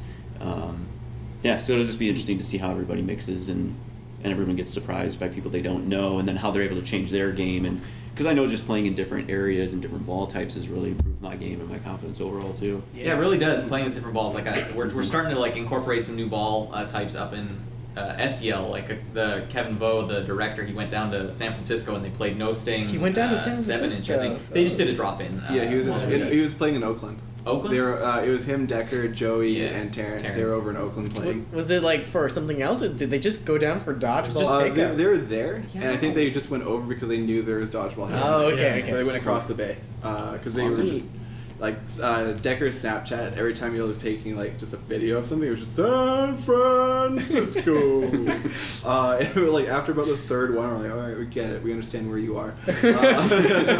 But that's just Decker. Like Decker's a good guy like that. But yeah, like we watched a video of the no sting. That was kind of our first time seeing no sting. Seeing it, yeah. But then they did that. They were going to do a whole league with it, but not enough people signed up, so it's still hard. But Bo just brought the balls out last Thursday actually, and that was the first time I'd ever actually thrown like the no sting balls. I was like, all right, this could be a thing. Like, why don't we do more of this? Because like you're saying, multiple different balls. Like it's funny that you guys did a tournament in one day. Was it then? You did foam and then rubber in the same day? Yeah, that was rough. That's got to be very confusing for your shoulder. Like, okay, now this time throw it a little differently. Yeah. Definitely, it's completely different. Like the first like rubber, so we went from foam to rubber, which is a terrible transition, especially for me, because like I can throw overhand in foam, whereas I cannot in rubber at all. And so sometimes in situations I'm just like instinctively try to throw overhand in rubber. I'm like, my arms like, what the hell was that? What were you thinking? Yeah, I was like, whoops, sorry. Definitely a strange transition, but catching is from going from foam to rubber is really pretty helpful. And tracking the ball is a little easier because it's a bigger target and it usually goes a little slower. Bigger target, a little slower. But man, throwing, if you go from rubber to foam throwing, you're the greatest thrower ever. Like, it feels so good. Some cases yes, and then some cases no. I've heard some people who say they throw out their arm more when they switch from rubber to foam because they have that longer wind up and like really kind of push that ball. Whereas with foam, their arm goes faster than they expect, and just like. Well, here's the neat thing too. Like all the people up north, where the way they play is they do like the claw grip, where they're like holding it like this and they throw it like that. So with the rubber, you can't do that grip unless you have banana fingers. Like so, all of the grips you have to do like the over the top throw. So going from that to the foam, I felt like I don't even need to really hold it that hard anymore. Like it's just it was like my brain realized like I've been squeezing too hard, like overcompensating, because like you go from not being able to grip it to being able to grip it all of a sudden. So yeah, I guess that's why I like going from rubber to foam. But yeah, if you do the same grip, it could be a problem for your shoulder. I want to throw an idea out here. What do you guys think about hosting a tournament like halfway between like Vancouver and Seattle? Yeah, like a Bellingham tournament where we all come together. We're all visitors. We like rent out a gym, and it could be like a draft or a hack draft or something. Just something like some fun reason to get together and make it easy for everybody involved. Sorry, Portland. And that's something that's an idea that's been kicked around actually between a couple of years ago between VDL and Boss was having a tournament in Kelowna, so somewhere in the interior of BC. So yeah, I would totally be down for that. Yeah, Bellingham has them all. Bell's Fair. It's a twofer. You get a free two for everyone. Some dodgeball and some shopping. Yes. Yeah, I wouldn't mind even like having a foam and a rubber, like mix it up, match it up, like somehow.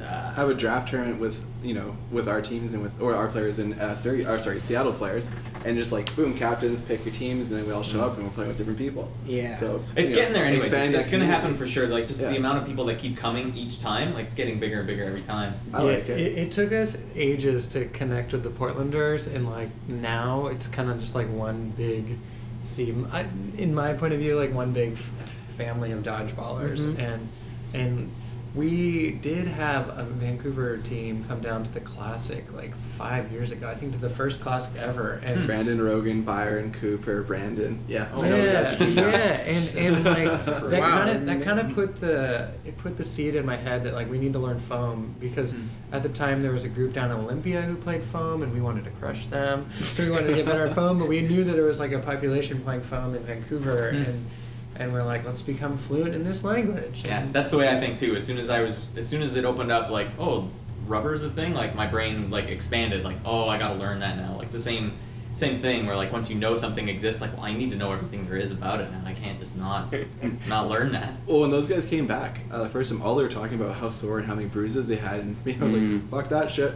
I was like, nope, I quit playing soccer for that reason. Like, I'm done with that. And then, so what was your experience like coming back from the Classic versus like hearing about their it was great. I still had a ton of bruises. I looked like a junkie, but like, you know, it was great, and we had such a positive experience with everybody too. You know, from we played Oregon State in the first round, in the round robin bit of it, and we were told, oh, they're the defending champions. We had no idea, because people were telling us different things all the time, and we went, and like I was talking to them afterwards, and you guys are so nice. And you guys are really nice too.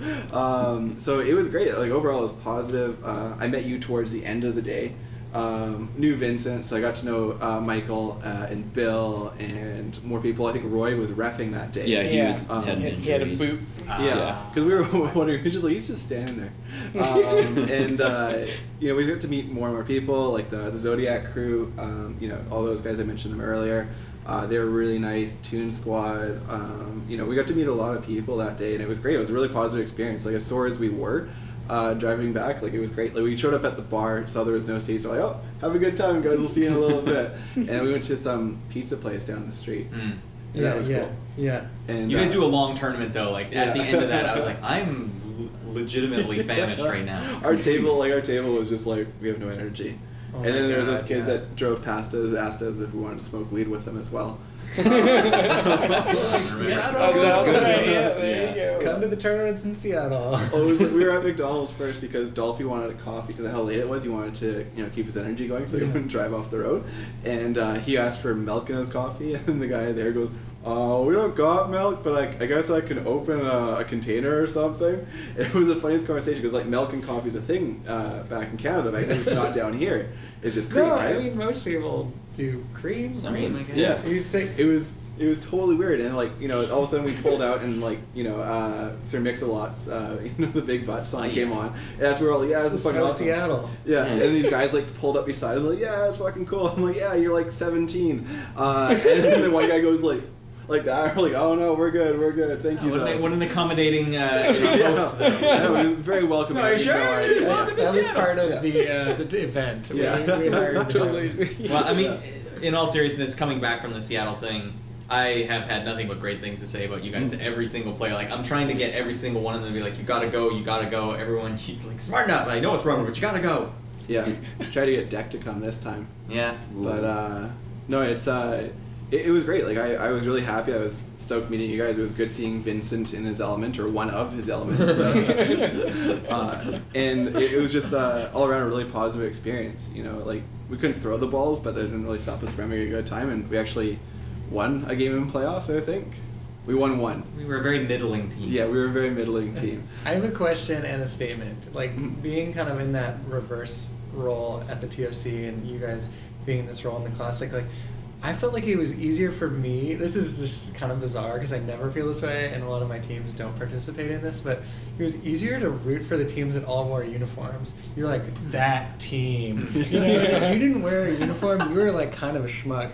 Like, what, are you not taking this seriously? I play on a team that doesn't wear uniforms. Is this So like, self-reflective? yeah, exactly. So like for me, it's like I've never thought of that, but like, when we went home at night, like all those teams that I referenced, like who do you think's going to win tomorrow? Those are all the teams that had uniforms, right? Like, those are the ones you can There's a reason identify. people have uniforms. You know, it's a psychological thing. So wear uniforms for all the visiting teams to like you, right? Zodiac, right? You remembered Zodiac over like any other team because they had jerseys. Yeah, no, like, and I like, you know, like Jen Clark's posts all the time. She likes mine. We talk to her there so often in posts. So yeah, no, like they're just such a good crew. And like Toon Squad, that was another like really good first impression with them. Like we knew Vincent, so we got to know Dano pretty quickly when they hammered us. And there's teams all over the place, like the taco team from Portland. Yeah. That's the guy who like imprinted whatever's on the front of like rubber dodgeballs on my chest. Oh, that hurts so bad. Probably Alan. That's probably The Alan. tall guy. No, Sean. Sean. Tacos. Yeah, Sean. Yeah, he's super tall. Yep. And I had a choice of either dying or catching. And Did you catch it? I did catch Yeah. it. Oh, we have to take that shot. Suck it, Sean. His face afterwards was just like, that didn't happen. And I was like, I really wish it didn't. But yeah, no, it was great. Like, there's a taco team, there's a pizza team, which is Ricky and Alan. Mm-hmm. Alan's gonna be here tomorrow. Yeah. Yep, Aldo and yep. Yeah, we have a little bet going on. Oh. Yeah, with the no sting ball, he's Oh, right. Oh, yeah. What's the bet? So if he can hit me, I think we switched it now to 5 times without me catching one, then I buy him a beer. And then, With no sting. Yes. And So then he's gonna if just throw you some heat. And he's gonna throw me some heat, and if I catch one of it, then he buys me a beer. can we make this a big event, like in between the round robin? I would love. Yeah. I mean, Okay. dang. Yes, we should. A chance to really. I'll bring a humiliate you, scoreboard. Alan. I'll get the scoreboard ready and just flip the numbers. Yes. So yeah, there's also a chance for a draw, and that's if like there's too many misses and like no catches. Then like if say he hits me 3 times and then misses the rest of his 10 shots, then it's just a draw. So That's it's fair. sort of incentive to try to make something happen. Got it. Yeah. Hits you once, throws over here the rest of the time. Yeah, he's like, oh, we didn't get that one. It's a good thing we have these rules. yeah. So I don't know. It'll be interesting. I'm excited. We'll see how it goes. Have you met Alan? Yeah, I met him. I actually brought These one of our two foam bonded. balls. Yeah, brought a big time with that. Like, brought one of my foam balls down because I was like, I know I'm gonna look like such a goober throwing these rubber balls, so I want a foam ball there. Just like I need this so I remember how you throw back home. Like, remember this. And like, confidence. yeah. So in between our games, I was wailing against the wall, and like Alan comes strolling by, and said, "Hey, is that a foam ball?" Like, yeah. He's like, "Give me some heat." Like, all right, let's go. And so like every time he walked by me for the rest of the day, I was like just winging heat at him, and like it was rad because he would throw stuff back at me. And like I said, you guys throw differently in the States. Mainly, you guys do like a 2-seam fastball where it curves to the right, whereas I throw all that curve to the left. So everything he threw at me was coming this way. I'm like, that's so bizarre. I don't know what this is. So yeah, won a big time with the old Al there. Alan is like the most competitive person that we know. Like he's a competitor, and man, he does not pull punches. So, and he's my teammate on this team. So I know full well. And like at the last time at the elite tournament in LA, I think there was like a commotion, and like the PA came on and they're like, "Where's Alan?" Like it is known around the community that he is like a rabble rouser and like. Oh, so he's Decker. I guess, yeah. Yeah, okay, yeah, the way you just described him, yeah. Yeah, like based on that comparison, like whenever someone's yelling at each other, I was like, He seems a little more jovial than Decker, though. Decker is a no-nonsense kind of... But we love it. Maybe I got Alan on a good day, you know? Yeah, maybe. I mean, because that's nice practice. I mean, just in game, it'll be. He works well with some people and doesn't work well with some others. Yeah. Don't say anything on record. Yeah. I'll be the one to take the heat. Alan, you suck. Work on your game. Work on your friendship. Hopefully tomorrow will be a good day. I'm sure it'll be good. Yeah, no, I'm super excited for tomorrow. Like I was hoping to be on a team where I knew almost nobody, and I'm on a team where I only know 2 other people, so I'm really excited. Matt picked his team, and he picked Cody and Shar. Yeah, immediately had to Yeah. pick, like, hometown boys. I'm like, okay, I don't know anyone else on this list. There's all, like rank 7 kind of players. Like, Yeah.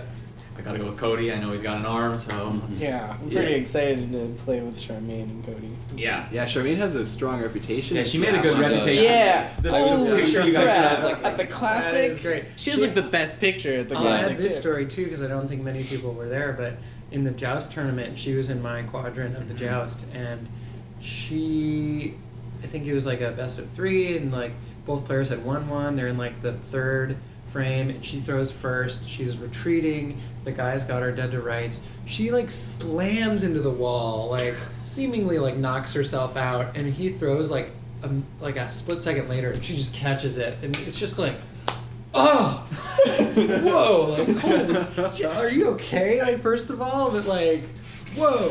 And so I played her in the next round, and after seeing that, I was just like, I am not taking any chances. Like, holy. That's funny. I heard her tell the story like 2 hours ago. Yeah. And now your version's like so much more intense too. She's very, she dumbed that one down, just slamming into the back wall. That's funny. Oh my god, she crashed into that wall and like and then made the catch. It was just whoa. Yeah, no, That left an impression on me. Yeah, I think she definitely made a big impression on a lot of people with some amazing plays. Mm-hmm. Yeah, She made some terrific catches. That yeah, classic. holy crap. Kept us in games, that's for sure. Yes. Mhm. That's, one of the reasons why I picked her. Like I know Shar's a good player. Yeah. So welcome aboard. What question for the visitors and the hometown boys? What are some of the rule sets you're excited to try tomorrow? Because the tournament features a bunch of experimental kind of. Oh, non-dominant hand for sure. Because I've injured my thumb so many times that I've played a whole season with my left hand before. So like I actually have like a good left arm throw. It doesn't look pretty, but like I can actually throw it decently. Yeah, I like non-dominant But hand I've too. always wanted to do that though. Like just have a fun team where like we play left-handed the whole season. Like that's what I want to do. But like I'm always on teams that like they have other motives. Like we want to win. It's one of the motives. But like I'd love to be on like a left-handed team for sure. So that's gonna be fun to just be like all left-handed all the time. That would be. What about you, Mike, Vince? We'll give Kyle. I don't even remember. I'm just happy to play with. I'm curious to see how when we play VDL rules and then Seattle, and then all of a sudden the VDL players kind of turn it on. They're like, "Oh, this is our home feeling," you know. You know what to do there. Kyle's still dancing. I've given up on my cup. I'm sorry. I finished mine. I don't know what's wrong. That's a You pretty gave yourself a big serving. Yeah. That was a big pour. Little did I know hefty I cup. poured myself 6 servings. You know? But I'm super excited for the VDL as well because that gives you guys immediately like a common ground and a place to like talk about. You know, for Seattle people to say you play that all the time, like that was so hard, and like have that conversation and like we'll see how the count goes. But like the thing, we usually have like 6 people on a court. But now we're gonna have like 9 6 people, plus. 6 balls. Yeah. So the big thing with VDL is usually like when someone picks up a ball and then like they've had it for like a second or two, and then someone behind them picks up a ball. Like I'll just count them the same 10 seconds. Like I'm not gonna be like you're 9 and you're 8 and blah blah blah. So like a lot of things tomorrow will just be like this whole quadrant is roughly like 10 seconds. Like we'll count you down from 10, but like we'll see how it works. Like it's gonna be. Yeah, did you guys talk about that, or I don't know how much you're in on the organizing, but No. I did it. I don't even think there'll be countdowns. I think they'll just tell people to count them themselves. We'll have enough That is people. actually I mean, I'll be trying to I guess, yeah, to in help big ref games, you're at supposed least to count yourself. whenever I'm not. But like in the VDL fashion, though, right? You gotta count everybody. Like, Yeah. No It'll one be a bit of a tried. bastardized version, I'm sure. It's not gonna be like. It'll be yeah. It's Maybe funny I'll though, get a on the ref, so. on the rule sheet, they're like, okay, here's all the different variants of the games, and then VDL Dodgeball, consult VDL's rule thing. They are so bogged down with bureaucracy and their rules. Like, they have so many rules. Like, you can't just do that. It's got to be like, count 10 seconds as soon as you pick it up. That's the VDL rules. Like, and go. Yeah, I think that's probably It's what probably the we're- main thing. We're gonna just mainly the 10 count. You guys don't can worry about probably resets. you guys can reset, do whatever. You know what we yeah. should say is like the other shorthand for the VDL is like 10-second ball counts and no arguing. Like, Everything the refs say. You can't argue. Yes. Like, I That know was you like great. to argue normally, but you That's- can't when you're playing the VDL rules. That might be like one of my favorite things about going to Canada. The respect for the refs is stellar, in my opinion. You guys need to come to SDL more. Like, What you the get fuck people- was that? People with the bad, like, once self-reffing, like, once someone's, like, cheating or something, like, the whole night just gets, like, thrown out of the window. But, you know, I'm glad you guys got a good experience. 'Cause when we came down for Seattle the first time at the Classic, like, I was like, no one is arguing at all here. This is amazing. It's about towards really? the final and everyone's yelling at each other. And I was like, oh. Yeah. Yeah. Because everything was really cool and all that, and then we're watching, and I was like, oh.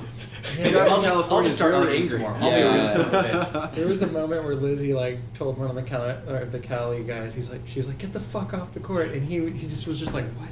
He was like, fuck you. Like, it was just like, woo, Yeah, I remember that one, because it was the guy in the pink shirt. He was just like, no, this shit is not going without being responded to. Yeah. To get back to your initial question, I'm excited for the catcher one. Oh, super catcher. Yeah. Super catcher. I'm gonna walk back and forth on the ridiculous. center line, just going like this. As a super Got it all worked Being out. the super catcher is so much fun. Oh yeah. How do they pick the super catcher? Your team does. Yeah, okay. I And didn't you know can if it switch was it like- up every game. Yep. So like if you want a shot at being super catcher, Yes. you get to be the super catcher. Yes, I do want Yeah. to do that. Is it one super catcher? I think so. I think for this team Cool. size. Yeah, that makes just sense. one. But yeah, the super catcher. Definitely, you start to feel like more like a goalie in soccer because no one's gonna. Once they finally get it in their heads that you can't get out, they're gonna stop throwing at you. So you have to like dive, like get in the way of the ball. You can't just stand there and wait for someone to throw at you. Yeah, there is something broken about it because then like there is a neutral zone and like usually the super catcher like ends up pushing it forward as far as possible and then just like doing that and it's weird because the super catchers are like in each other's team's territory Yeah. so far away from their own team like it's kind of messed up like I feel like we'll figure out a tweak it's eventually that'll weird. like get the desired result but like at the moment there are some kind of weird moments where you're like throwing and the super catcher like puts their hand up and there's like there's Yeah. every once in a while there's like physical It's a contact little Oh, bit jeez, Yeah. yeah, getting in your which space. is Yeah. nuts like Not It's kind of like ideal. guarding in Not what we Ultimate Frisbee want. or something. Yeah, Yeah, a it feels little a bit little like like Yeah. My favorite thing to do in super catcher is use the super catcher as like a human shield and just kind of like throw. Hide But behind him. as a short guy, I have to like hop. So I'm like behind the super catcher and I hop up. what are some of the other rule types what's the big ball one Oh, America Ball. Oh, that's gonna be the America Ball, the big one. Yeah, Yeah. And we're used to that type of game. 'Cause we Yeah, call we're used to like that fireball. one. But we're not used to it okay. being a Yeah. big. Not 10 inches. 10 inch. Yeah, well, Yeah. 10 inches new for us too, because it used Yeah. to be just like an off regular. color. Yeah. Yeah, same Yeah. with us. Yeah. So, and it's also I think isn't it the rule that you have to use two hands to throw it now? Yeah. they changed that I don't know what I feel about it. I feel like the big ball is handicap enough I know. I liked Yeah. it being like how it was. It was just. Roy was saying it was supposed to be like to equalize, like, because people with smaller hands, because the people with big hands might still be able to throw that 10-inch ball. Okay. Are you guys able to That's block fair. with the America Ball? Nope. No. Okay, then You it's know Totally exactly a true the same. fireball. Oh, I've- sweet. I've got a prediction no one's going to use the big ball Mm. I'm it's going gonna to. be, it's gonna Oh. be too big. Like you're gonna be such a juicy target as soon as you get near that. I mean, since this isn't coming out till after the tournament, Yeah. I think That's the my prediction. I The think- secret is just to my favorite thing to do with the America Ball is just throw a juicy catch and then let their reflexes Yeah. betray Yeah. them. Like, I you got it, know? I got it. You know, you just see someone without a ball. You know they're confident in catching, and then you just kind of hide for a bit, surprise them, and their natural reflexes just go, oh, and then they're like, oh no, and that's like the most So satisfying. is the fireball kind of that uncatchable, unblockable? Yeah. Yeah, Well, we get that thing where a lot of people who have a ball in their hand, you can't block a fireball, but they like Release drop it at it. the last second. Yeah. Oh, it's like, yeah. you Yeah, know, people you do that. didn't- Yeah. Nothing happened. And then it always looks like a hit, so there are always people arguing. But it's like, no, I dropped it first. I Yeah, swear. no, let go. Yeah. Yeah. There are a couple of people who will do that. Yeah, Floyd is. Is Floyd playing? Yeah, should Okay, be, good. yeah. Floyd's playing. I mean, He's very I like involved, this which is Floyd not so fun. far. Yeah, you'll love him on the court. He's hilarious. Yeah, he's such a sneaky player, and he catches everything, and he's just. he's a true trash talker as Yeah. well. His I'm gonna game, smile and too. say hello. No, his game is like it is very idiosyncratic. Like he's got great timing. He's a great catcher. He throws these kind of low, sharp cross courts. Like he just picks good times. He throws at people when they have blocking balls. They're not even ready for it. And like his Sounds like Kyle. nickname is Sleepy, and you just kind of fall asleep on him, and he just like hits you. Yeah, that's similar. Yeah. He'll always like make sure you know that it was because you weren't paying attention, because he'll look at you after he hits you and be like, that's the signature, Yeah, I like Floyd, signature yeah. taunt right You'll there. like him a lot. You'll like him a lot. Yeah, that's a similar style to me. Yeah, I'm interested to see how my throws stack up to these players' defense skills. Like, I don't know. And, like, I got, like, a good feeling, but then, like, if you guys start catching me, it's gonna just dip. It's gonna be gone immediately. Like, shit, that was my secret weapon. I'm really curious to see your throw in action. I think the solo throw is going to be fine for you guys. The big thing it will be is like, it doesn't really matter if you hit your target. If you're throwing in the wrong situation, your team loses ball control and you're fucked. Yeah, 'Cause we had a then nice you're big on the chat back. about that in our Yeah, it was just nice, him and I. Yeah, like, I long want to chat. like, what do you do in this situation and why? Blah, blah, Yeah, blah. Matt was getting really into some deep, detailed strategy moments. I was like, You should see Right. Matt's podcast that he does with Baxter back home. about the philosophy. The one that's about sports psychology. Was it the Tao? The Yeah, one you sent Tao me? Dodge, Yeah, I watched that. Yeah, it was great. Yeah. Yeah, definitely getting deep into dodgeball, which I love. Like, especially with dodgeball psychology, is definitely like my bread and butter favorite moments. Like, one of my favorite things to do for it's a bad idea. I only do it in pickup, but one of my favorite things to do to demoralize an opponent is like someone who's a catcher and they have a blocking ball. And I just wind up as much as I can and just throw a really soft one, and then block it, and then they hate themselves. And they're just like, that's psychological work. Yeah. They're just feel like good about yourself now. They, like, What are you, a blocker now? Yeah. And they just you just see them like their soul just sink into their stomach, and you're like, yes. Like, I didn't get him out, but I won. Who are you guys excited to see Kyle and Matt throw at? Oh yeah, I was really want to see Matt throw at really Floyd. different throws. Yeah, I'm a traditional gunner. Kyle's a sneaky thrower. He's got a hard throw, but he usually hits people in the foot. Let's just start with Floyd. Yeah, Floyd, Matt throwing. I want to take incredible him. catcher. He's He's a incredible catcher. He's a great catcher. So Yeah. you guys have a lot of throwers that do the like sliders? Not really. No, No, Roy's no. pretty special. Yeah, his is pretty unique. A lot of them is just straight Yeah. power. I feel like if like they're recognized for like a Brandon or a Ruan or. Yeah, we have quite a variety of throws among our top players. Everyone has something a little weird to their throw. We had this session where we were doing our measuring our speed and shots, and Marvin was recording it and showing us slow motion footage of it. And we actually took a day where we spent like 8 hours watching all the footage and analyzing all the throwing mechanics in everyone's throw and like criticizing it. I was like, when we finally got to mine, we were just so tired we had no words. It was amazing how different everyone's was. Like, they Yeah. were like little It's like a special fingerprint. snowflakes. Yeah. Yeah, it was really interesting. It was just seeing what parts of their bodies brought out the velocity in their ball. Yeah, that's what I've been doing. Like when I first started playing dodgeball, my throw was I didn't grip it with the claw. I gripped it like you guys kind of do, but I never had a really hard throw because I'm watching all these people in VDL throw it super hard, and it seemed like I was putting more effort into it. Why am I not throwing harder? So I started recording myself, and I brought like a pad of paper into a gym, and I like wrote down every grip because I'm like, it's something to do with the grip, right? Like it's like yes, but not what I was doing, but. So I wrote down every grip and I tried every arm angle till I'm like, this is the one that seems to be the fastest, this is the one that seems the most like comfortable, and like you record it and you watch it and you pause, freeze frame, like, aha, that's not what I, like you have an idea in your head, like I think this is what I look like when I'm throwing, and then when you watch it, like, whoa, no, that's not what I was doing at all.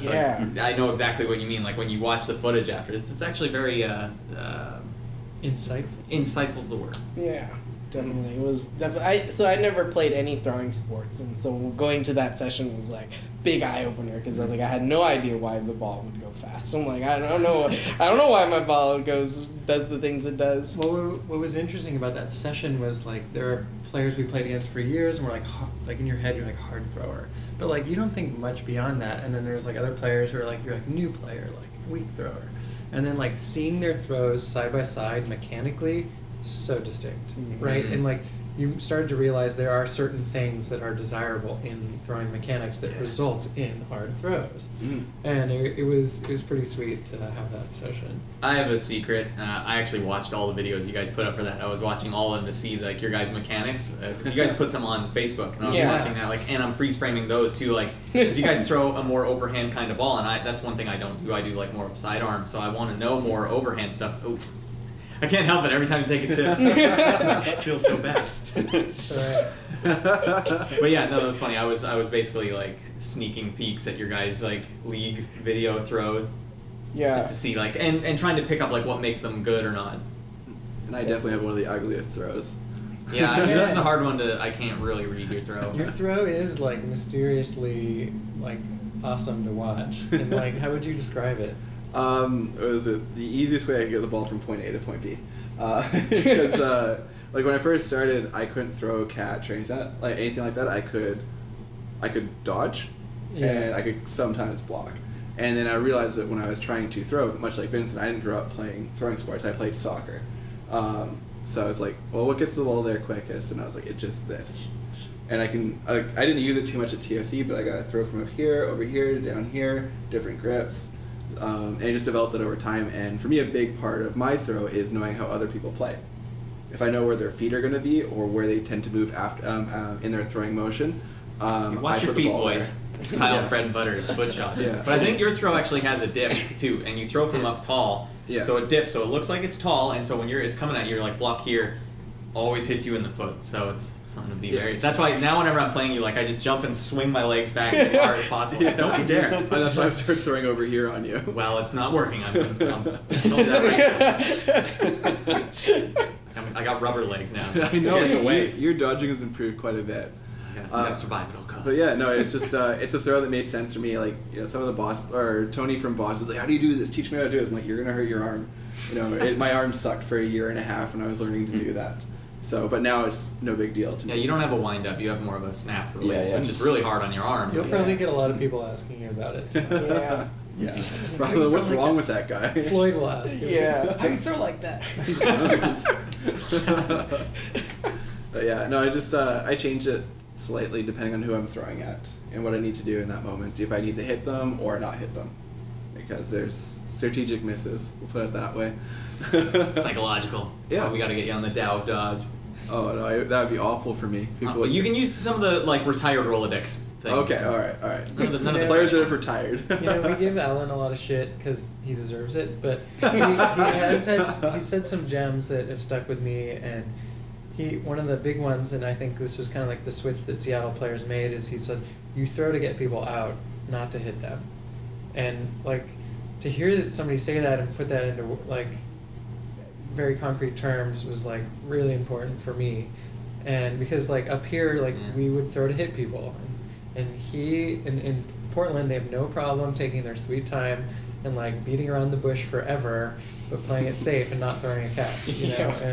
And in their format, like allows it, like it's not so appropriate in like a sweep heavy game, you know, where that ball control means something. But yeah, I don't know. That is a good way to, like, it's a mental switch. Like, you're getting people out, you're not hitting them. Hitting them is kind of like a selfish thing. Like, I want to hit this player out. But if you're playing to get people out, you're playing to win the game. You know, like Yeah, get them off the court. In the game 4 against Spartans, at the very end of it, when it's Decker, Jackie, and I. If you watch my throw, it's right on the video. It's actually right in line. My throw is about 1.5 feet to the left of the player we're throwing at, because I wanted to keep him in that corner so the other two could hit him. So, Cool. yeah, just those things, you know. Just a little bit from the Rolodex. I've done stuff like that too, but I've never actually thought that's what I was doing. But that's exactly it. Yeah. I would love to have video of like the finals and hear you do like a voiceover. Right here, I'm looking for the cross court, and I'm looking at his foot. It's a little too far to the right, which I know is he's pivoting on. all your secrets. I think I hit in that first game in the final 3 people in the feet. I hit Samco in the opening rush. I hit Tiana when she wasn't looking, and I hit Chris Tung later on, and then I hit Lauren in the shoulder with Bo for the last out.